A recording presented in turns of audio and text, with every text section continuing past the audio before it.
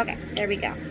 Alright, well, yes, welcome to another episode of Nighttime Readings with Kindle the Heartfire. With me, Ashtor, your host.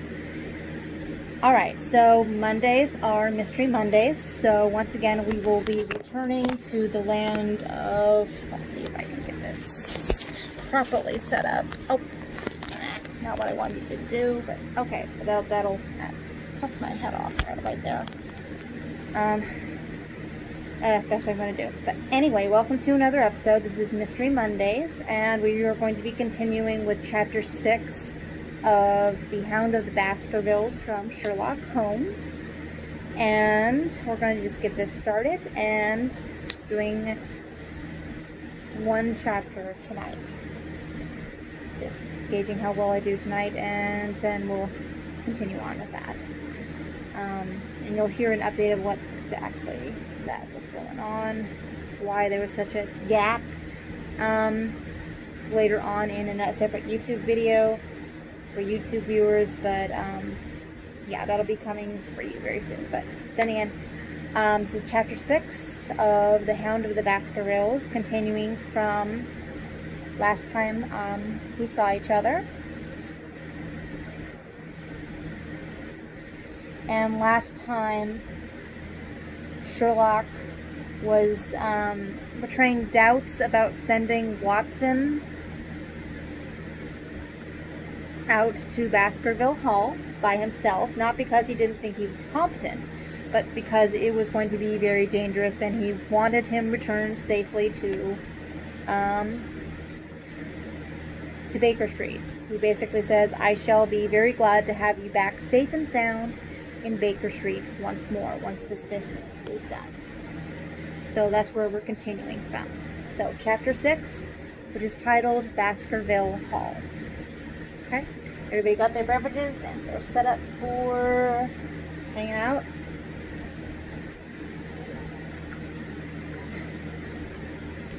Just gotta love it. Anyway, here we go. Chapter 6, Baskerville Hall. Sir Henry Baskerville and Dr. Mortimer were ready upon the appointed day, and we started as arranged for Devonshire. Mr. Sherlock Holmes drove with me to the station and gave me his last parting injunctions and advice. "I will not bias your mind by suggesting theories or suspicions, Watson," said he, "and I wish you simply to report facts in the fullest possible manner to me, and you can leave me to do the theorizing." "What sort of facts?" I asked. "Anything which may seem to have a bearing, however indirect, upon the case, and especially relations between young Baskerville and his neighbors, or any fresh particulars concerning the death of Sir Charles. I have made some inquiries myself in the last few days, but the results have, I fear, been negative. One thing only appears to be certain, and that is that Mr. James Desmond, who is the next heir, is an elderly gentleman of a very amiable disposition, so that this persecution does not arise from him. I really think that we may eliminate him entirely from our calculations. There remain the people who will actually surround Sir Henry Baskerville upon the moor. Would it not be well, in the first place, to get rid of this Barrymore couple? By no means. You could not make a greater mistake. If they are innocent, it would be a cruel injustice, and if they are guilty, we should be giving up all chances of bringing it home to them. No, we will preserve them upon our list of suspects. Then there is a groom at the Hall, if I remember right. There are 2 moorland farmers. There is our friend Dr. Mortimer, whom I believe to be entirely honest, and there is his wife, of whom we know nothing. There is this naturalist, Stapleton, and there is his sister, who is said to be a young lady of attractions. There is Mr. Franklin of Laughter Hall, who is also an unknown factor, and there are 1 or 2 other neighbors. These are the folk who must be your very special study. I will do my best. You have arms, I suppose? Yes, I thought it as well to take them. Most certainly. Keep your revolver near you day and night, and never relax your precautions. Our friends had already secured a first-class carriage and were waiting for us upon the platform. No, we have had no news of any kind, said Dr. Mortimer in answer to my friend's questions. I can swear to one thing, and that is that we have not been shadowed during the last 2 days. We have never gone out without keeping a sharp watch, and no one could have escaped our notice. You have always kept together, I presume? Except yesterday afternoon. I usually give up one day to pure amusement when I come to town, or I spent it at the Museum of the College of Surgeons. And I went to look at the folk in the park, said Baskerville. But we had no trouble of any kind. It was imprudent all the same, said Holmes, shaking his head and looking very grave. I beg, Sir Henry, that you will not go about alone. Some great misfortune will befall you if you do. Did you get your other boot? No, sir, it is gone forever. Indeed, that is very interesting. Well, goodbye, he added, as the train began to glide on the platform. Bear in mind, Sir Henry, one of the phrases in that queer old legend, which Dr. Mortimer has read to us, and avoid the moor in those hours of darkness when the powers of evil are exalted. I looked back at the platform when we had left it far behind, and saw the tall, austere figure of Holmes standing motionless and gazing after us. I looked back at the platform when we had left it far behind. The journey was a swift and pleasant one, and I spent it making the more intimate acquaintance of my 2 companions and in playing with Dr. Mortimer's spaniel. In a very few hours the brown earth had become ruddy, the brick had changed to granite, and red cows grazed in well-hedged fields where the lush grasses and more luxuriant vegetation spoke of a richer, if a damper, climate. Young Baskerville stared eagerly out the window and cried aloud with delight as he recognized the familiar features of the Devon scenery. I've been over a good part of the world since I left it, Dr. Watson, said he, but I have never seen a place to compare to it. I never saw a Devonshire man who did not such swear by his county, I remarked. It depends upon the breed of men quite as much as the county, said Dr. Mortimer. A glance at our friend here reveals the rounded head of the Celt, which carries inside it the Celtic enthusiasm and power of attachment. Poor Sir Charles's head was of a very rare type, half Gaelic, half Ivernian in its characteristics. But you were very young when you last saw Baskerville Hall, were you not?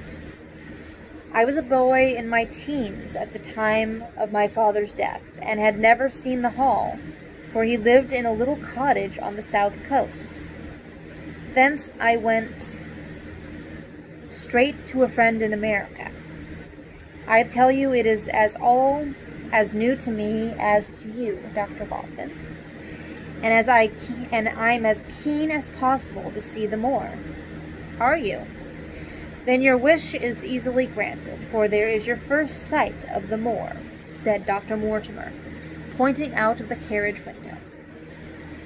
Over the green squares of the fields and the low curve of a wood there rose in the distance a gray, melancholy hill, with a strange, jagged summit, dim and vague in the distance, like some fantastic landscape in a dream. Baskervilles sat for a long time, his face fixed upon it, and I read upon his eager face how much it meant to him. His first sight of that strange spot where the men of his blood had held sway so long and left their marks so deep. There he sat, with his tweed suit and his American accent, in the corner of a prosaic railway carriage. And yet as I looked at his dark and expressive face, I felt more than ever how true a descendant he was of that long line of high-blooded, fiery, and masterful men. There were pride, valor, and strength in his thick brows, his sensitive nostrils, and his large hazel eyes. If on that forbidding moor a difficult and dangerous quest should lie before us, this was at least a comrade for whom one might venture to take a risk with the certainty that he would bravely share it. The train pulled up at a small wayside station, and we all descended. Outside, beyond the low white fence, a wagonette with a pair of cobs was waiting.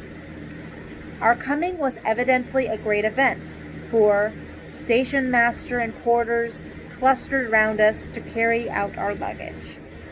It was a sweet, simple country spot, but I was surprised to observe that by the gate there stood two soldierly men in dark uniforms, who leaned upon their short rifles and glanced keenly at us as we passed. The coachman, a hard-faced, gnarled little fellow, saluted Sir Henry Baskerville, and in a few minutes we were flying swiftly down the road, down the broad white road. Rolling pasture lands curved upward on either side of us, and old gabled houses peeped out from amid the thick green foliage. But behind the peaceful and sunlit countryside there rose ever, dark against the evening sky, the long, gloomy curve of the moor, broken by the jagged and sinister hills. The wagonette swung round onto a side road, and we curved upward through deep lanes, worn by centuries of wheels, high banks on either side, heavy with the dripping moss and fleshy hart's-tongue ferns. Bronzing bracken and mottled bramble gleamed in the light of the sinking sun. Still steadily rising, we passed over a narrow granite bridge and skirted a noisy stream which gushed swiftly down, foaming and roaring amid the gray boulders. Both road and stream wound up through a valley dense with scrub oak and fir. At every turn, Baskerville gave an exclamation of delight, looking eagerly about him and asking countless questions. To his eyes, all seemed beautiful, but to me a tinge of melancholy lay upon the countryside, which bore so clearly the mark of the waning year. Yellow leaves carpeted the lanes and fluttered down upon us as we passed. The rattle of our wheels died away as we drove through drifts of rotting vegetation, sad gifts, as it seemed to me, for nature to throw before the carriage of the returning heir of the Baskervilles. "Hallo!" cried Dr. Mortimer. "What is this?" A steep curve of heath-clad land, an outlying spur of the moor, lay in front of us.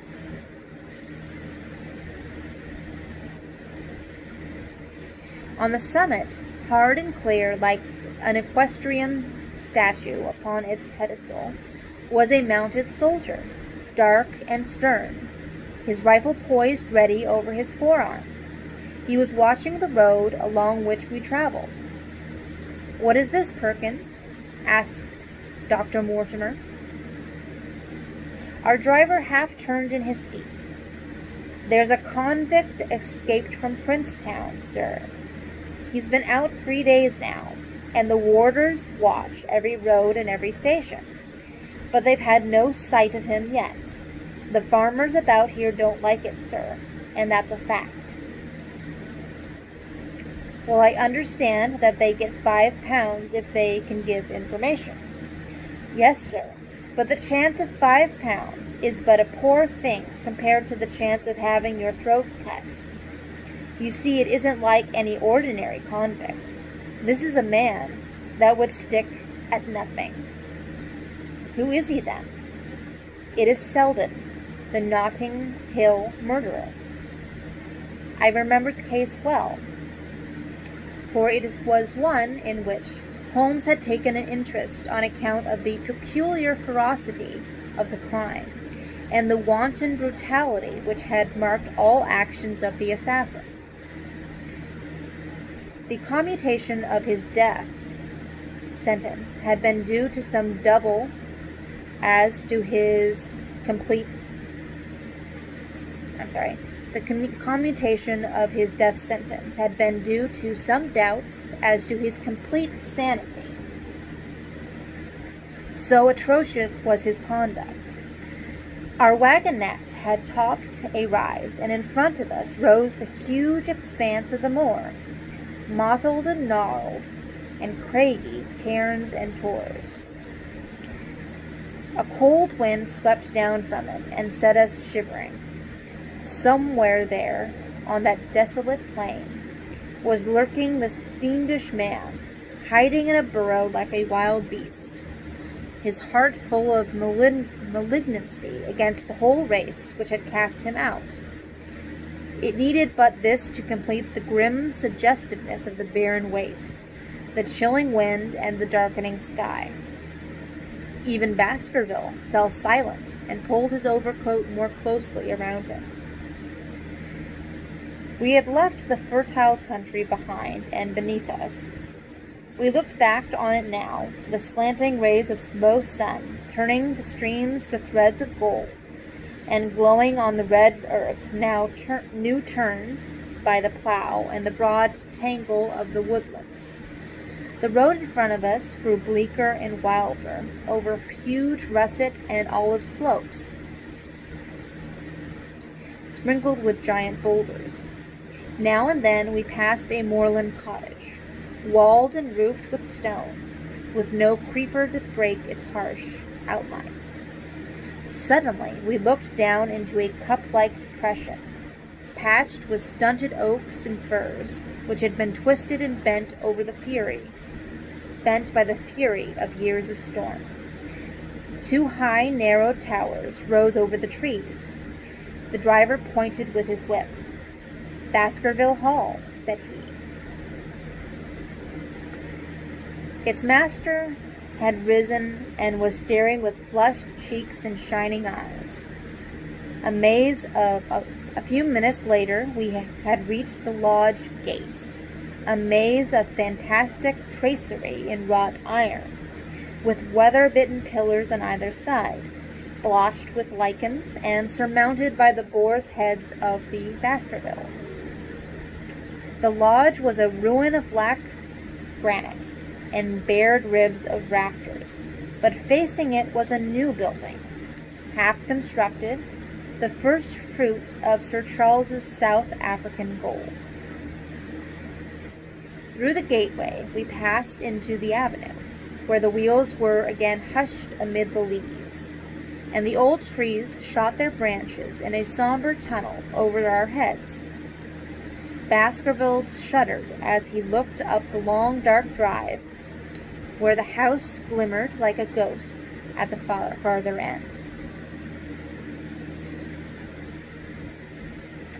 "Was it here?" he asked in a low voice.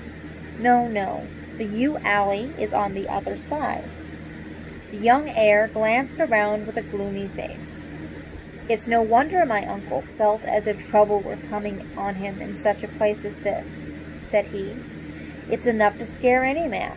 I'll have a row of electric lamps up here inside of 6 months, and you won't know it again. With 1,000 candle power Swan and Edison right here in front of the hall door."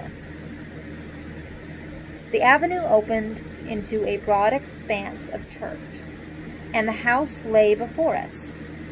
In the fading light, I could see that the center was a heavy block of building, from which a porch projected. The whole front was draped in ivy, with a patch clipped bare here and there where a window or coat of arms broke through the dark veil.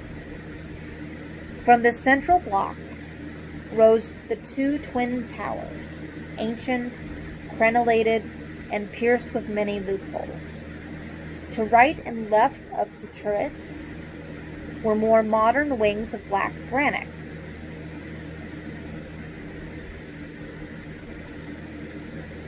A dull light shone through the heavy, mullioned windows, and from the high chimneys which rose from the steep, high-angled roof, there sprang a single black column of smoke.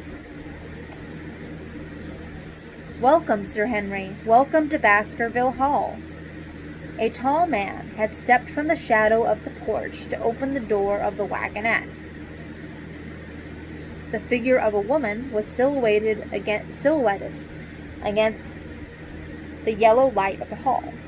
She came out and helped the man to hand down our bags.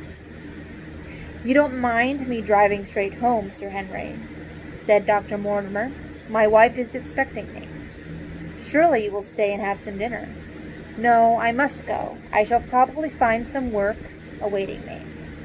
I would stay to show you over the house, but Barrymore will be better guide than I. Goodbye, and never hesitate night or day to send for me if I can be of any service."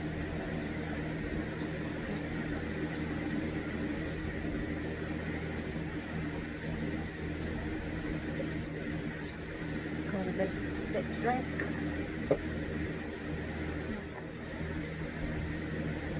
All right. The wheels died away down the drive while Sir Henry and I turned into the hall, and the door clanged heavily behind us. It was a fine apartment in which we found ourselves, large, lofty, and heavily raftered, with huge bulks of age-blackened oak. In the great old-fashioned fireplace behind the high iron dogs of a log fire, a log fire crackled and snapped. Sir Henry and I held out our hands to it, for we were numb from our long drive. Then we gazed round us at the high, thin window of old stained glass, the oak paneling, the stags' heads, the coats of arms upon the walls, all dim and somber in the subdued light of a central lamp. "It's just as I imagined it," said Sir Henry. "Is it not the very picture of an old family home? To think that this should be the same hall in which for 500 years my people have lived. It strikes me solemn to think of it." I saw his dark face lit up with a boyish enthusiasm as he gazed about him. The light beat upon him where he stood, but long shadows trailed down the halls and hung like black canopy above him. Barrymore had returned from taking our luggage to our rooms. He stood in front of us now with the subdued manner of a well-trained servant. He was a remarkable looking man, tall, handsome, with a square black beard and pale, distinguished features. "Would you wish dinner to be served at once, sir?" "Is it ready?" "In a few more minutes, sir. In a very few minutes, sir. You will find hot water in your room. My wife and I will be happy, Sir Henry, to stay with you until you have made your fresh arrangements. But you will understand that under the new conditions, this house will require a considerable staff."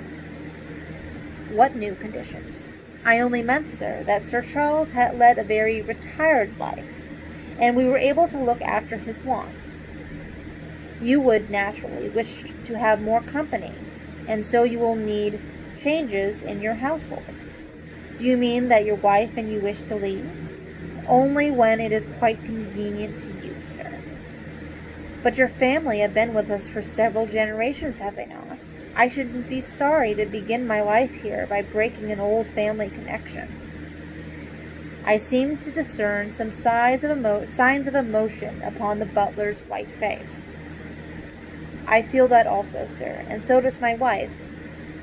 But to tell the truth, sir, we were both very much attached to Sir Charles, and his death gave us a shock and made these surroundings very painful to us. I fear that we shall never again be easy in our minds at Baskerville Hall. But what do you intend to do? I have no doubt, sir, that we shall succeed in establishing ourselves in some business. Sir Charles's generosity has given us the means to do so.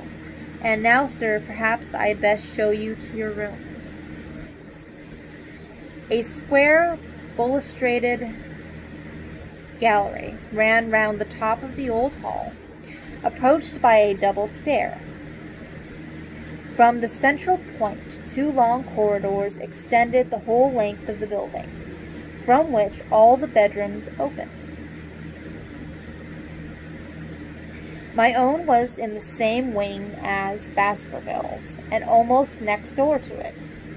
These rooms appeared to be much more modern than the central part of the house, and the bright paper and numerous candles did something to remove the somber impression which our arrival had left upon my mind. But the dining room, which opened out of the hall, was a place of shadow and gloom. It was a long chamber with a step separating the dais where the family sat from the lower portion reserved for their dependents. At one end, a minstrel's gallery overlooked it. Black beams shot across above our heads with a smoke-darkened ceiling beyond them, with rows of flaring torches to light it up, and the color of rude hilarity of an old-time banquet, it might have softened. But now, when two black-clothed gentlemen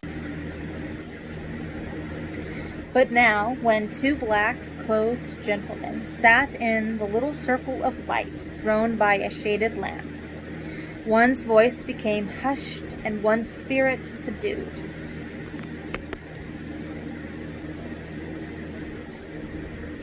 A dim line of ancestors in every variety of dress, from the Elizabethan knight to the buck of the Regency, stared down upon us and daunted us by their silent company. We talked little, and I, for one, was glad when the meal was over and we were able to retire into the modern billiard room and smoke a cigarette. My word, it isn't a very cheerful place, said Sir Henry. I suppose one can tone down to it, but I feel a bit out of the picture at present. I don't wonder that my uncle got a little jumpy if he lived all alone in such a house as this. However, if it suits you, we will retire early tonight, and perhaps things may seem more cheerful in the morning. I drew aside my curtains before I went to bed, and looked out from my window. It opened upon the grassy space which lay in front of the hall door. Beyond, 2 copses of trees moaned and swung in the rising wind. A half-moon broke through the rifts of the racing clouds. In its cold light, I saw beyond the trees a broken fringe of rocks, and the long, low curve of the melancholy moor. I closed the curtains, feeling that my last impression was in keeping with the rest. And yet it was not quite the last. I found myself weary and yet wakeful, tossing restlessly from side to side, seeking for the sleep which would not come. Far away, a chiming clock struck out the quarters of the hours, but otherwise a deathly silence lay upon the old house. And then suddenly, in the very dead of night, there came a sound to my ears, clear, resonant, and unmistakable. It was the sob of a woman, the muffled, strangled gasp of one who is torn by an uncontrollable sorrow. I sat up in bed and listened intently. The noise could not have been very far away, and was certainly in the house. For half an hour I waited with every nerve on alert, but there came no other sound save the chiming clock and the rustle of the ivy on the wall. Okay, so that is chapter 6. Right. And we will be continuing with chapter 7, which is the Stapletons of Mary Pitt House, next Monday. And thank everyone for popping in and listening to me ramble on and listening to another chapter of the Hound of Baskervilles. Tomorrow is let's see, Tuesdays. Tierst? Yes, it's Twist or Tierst, however you pronounce that word, Tyrst, Tuesdays, and we will be continuing on. Let's see, what chapter were we on? I have it on the Kindle, so I can just take a look and see what one we were on. Yes, we were on chapter 11 of Jane Austen's Persuasion. So, beginning tomorrow at 8 o'clock, that's where we'll be starting again. It's chapter 11 at 8 o'clock. So, thank you everyone for popping in. I hope you have a lovely evening, and we will hopefully see you tomorrow for our Tierst Tuesdays. Still working on the names. Okay, so thank you for popping in, and I hope you have a good evening.